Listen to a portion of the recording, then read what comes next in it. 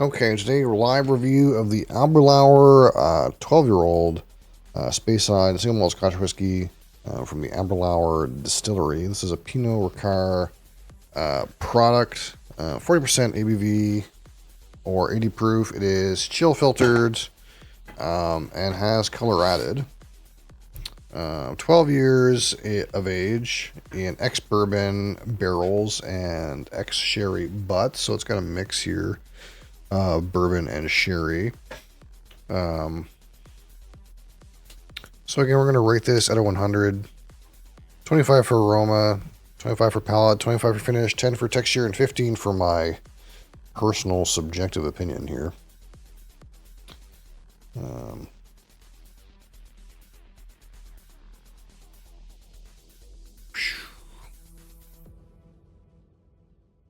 Quite a chunky bottle.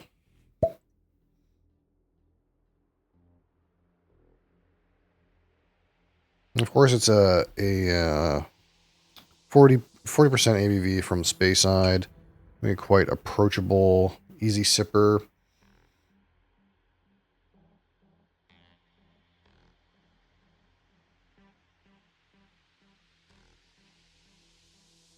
So there we go. There's our color there. And again, this is unfortunately color added, so it doesn't mean very much in terms of the color, I suppose.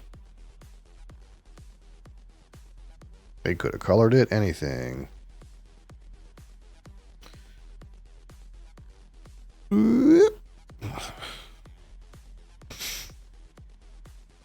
we'll just give that a minute in the glass to just chill out. And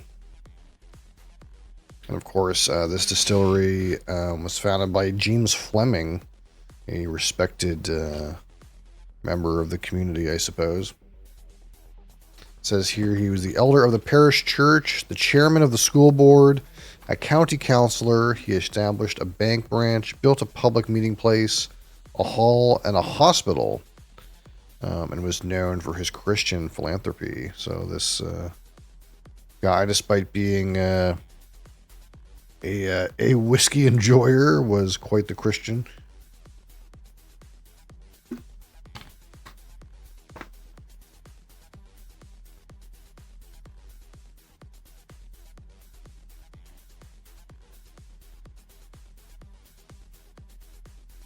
All right.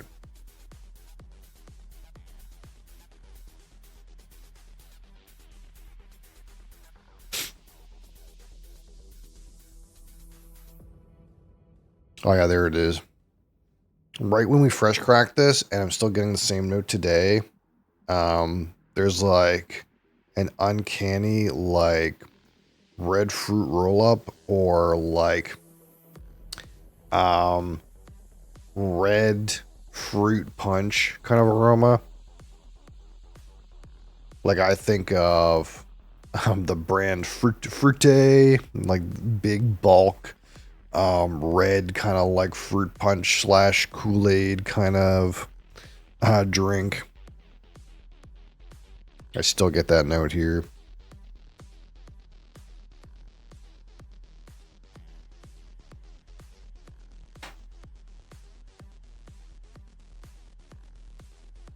It's more raisin character today than I remember.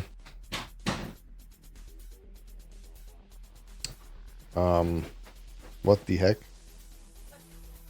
You seem to have a lot of bigs.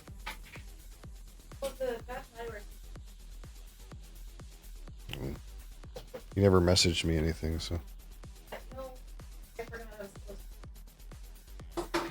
Oh. Did you buy a whole set? Yes, I bought the first 3 books. Oh, okay. I don't believe in the anyway. Yeah, I don't know. We'll see. Technically there's 6, but... No. After a while, I wrote them. That's after 6. Okay. Yeah. He wrote 7 and 8. But 7 was based off of the notes. And anything else. So it's just the 6. The 6 is his work, but the 7 is like based off of notes, and everything else is Brian.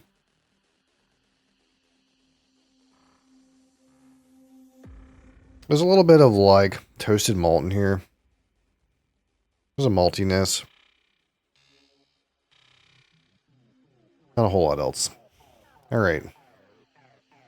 Aberlour 12 on the palate. Slancha.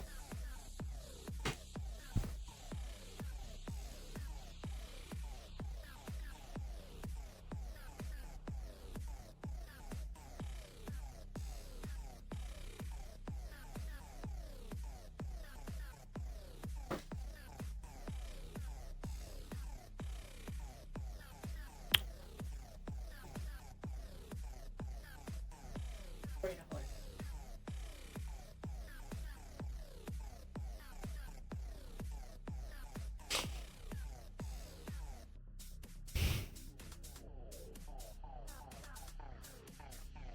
Not too bad for 40% alcohol.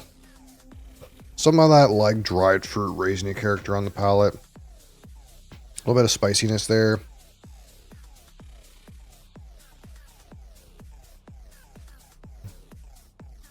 It's kind of like a little bit fruity though. I kind of like that.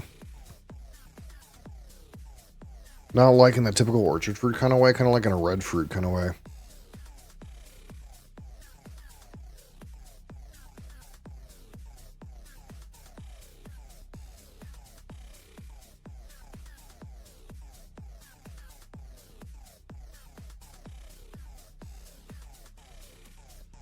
A little bit of sweetness, but not a lot.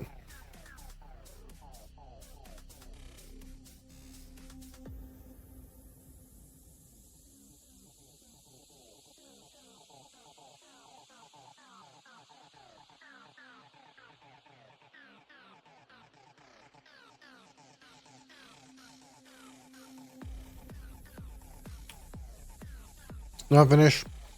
First of it is spiciness. The dried fruits in there.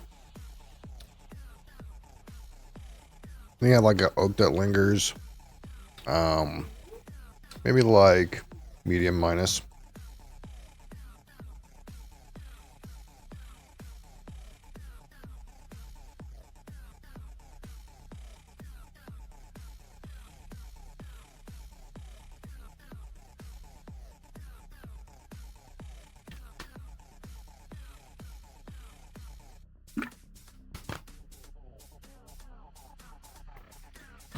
Obviously nothing like super like complex or complicated going on here. Drink's really easy. You get a few nice notes. Bit of a pear coming out now.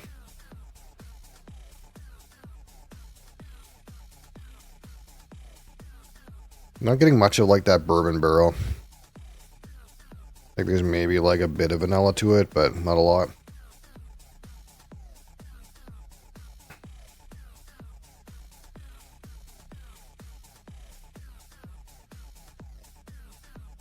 Maybe like a slightly growing toffee sweetness, but not very much.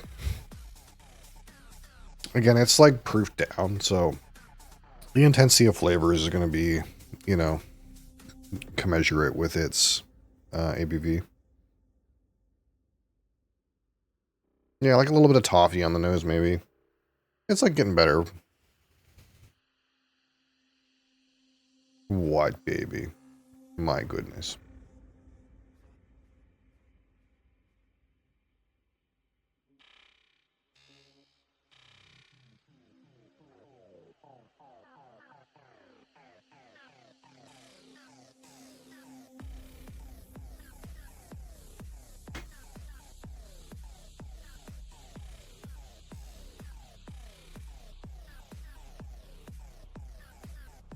Yeah, not a whole lot on the finish.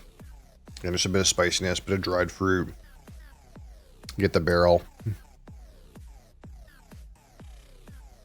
All right, so let's put some numbers here. On the aroma, out of 25. Again, there's like kind of like fruit punch thing going on. There's some sweet, kind of like toffee undertones. Some malt is present. Maybe like a slight touch of vanilla. Dried fruits in there. You got that like moment where we had a pear. Actually, not too bad. Let's give it 16.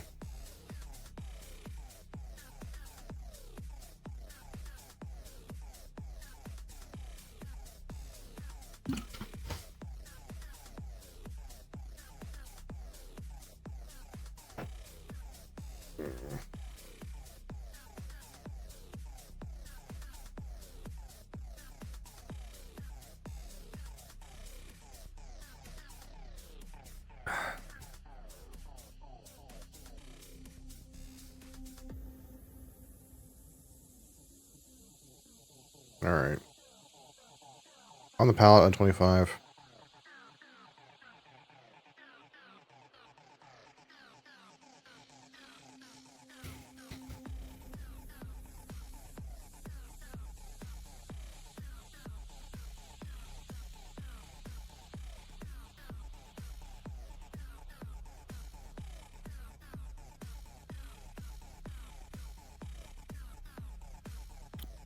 Mostly like that sherry influence, like dried fruit and spices. Not a whole lot else in there. Smooth, approachable. Give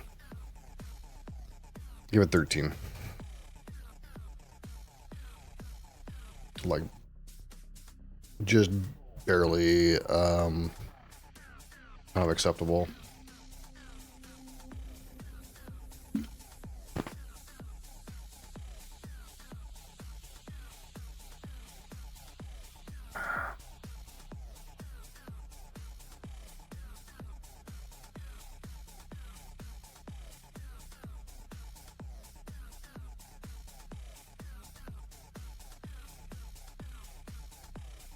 All right, on the finish.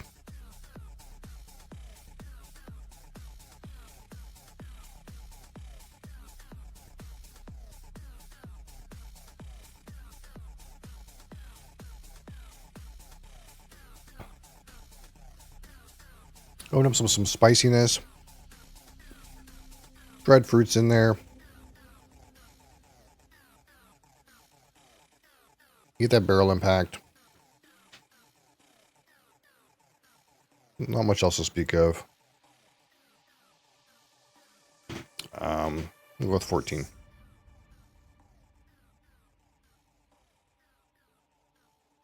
I'll talk about the texture, which is going to be like not that super interesting considering it's again 40% alcohol. It's a you know, a smooth, approachable, diluted one, and it's not particularly like the distillate's not particularly hefty or oily or thick.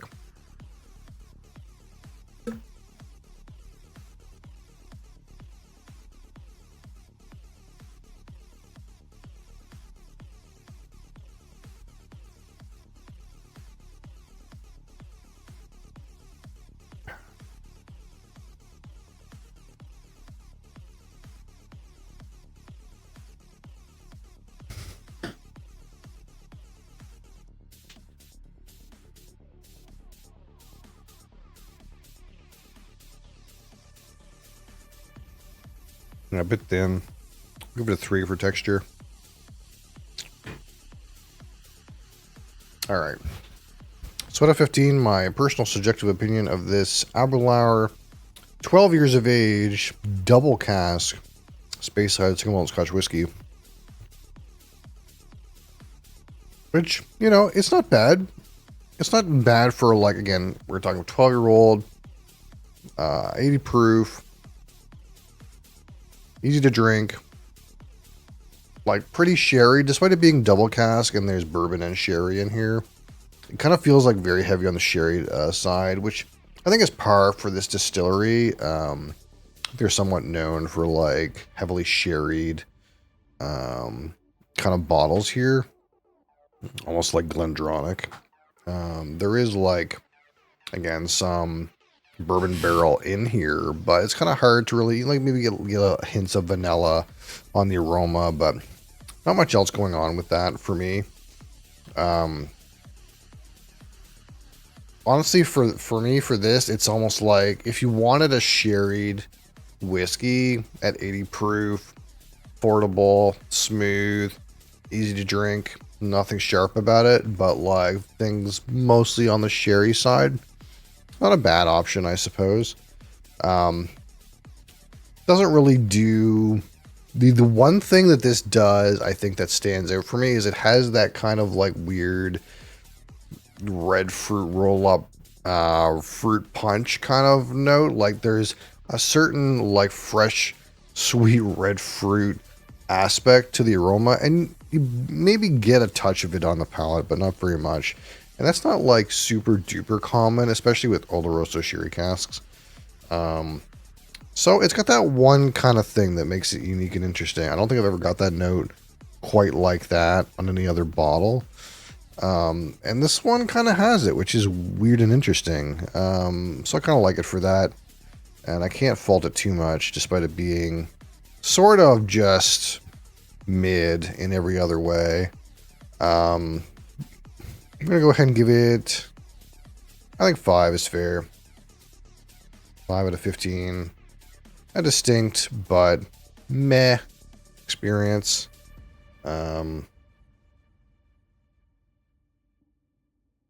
So if we score up here, 16 and 13 and 14 and 3 and 5, it's 51. 51 out of 100. It's good.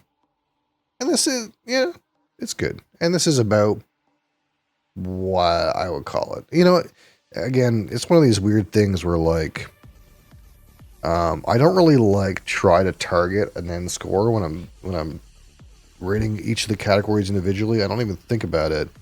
And somehow, some way, when I get to the final score, it always feels about right, you know, where mentally a whiskey end up sort of lands in my mental hierarchy. It always ends up about right. That's about right for this bottle, I think. It's good. Lower end of good. Not too bad, but good.